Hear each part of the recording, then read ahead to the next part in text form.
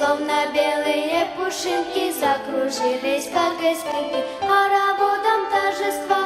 В лунном свете снег сверкает, в эту ночь сон отступает, потому что наступает светлый праздник Рождества.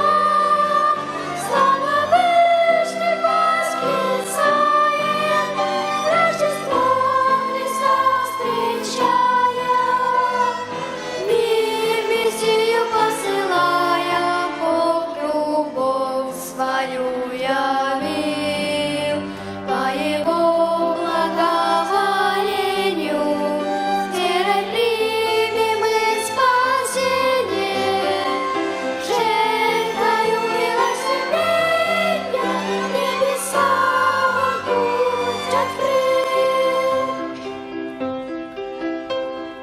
В Вифлееме царь родился, Божий замысел открылся, Искупитель мир явился, дай свободу от греха, ликование и творение, шаг Творцу благоговение, и с небес благословение, смерти дивная звезда.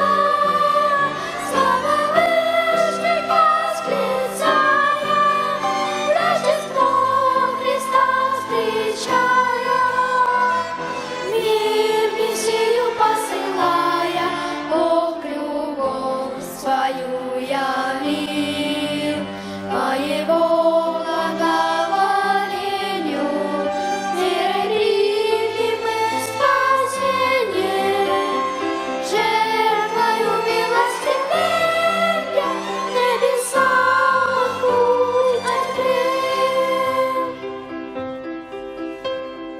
Год за годом быстро мчится, но доколе сердце биться, вам не надо вновь страшиться. Бог Всевышний говорит,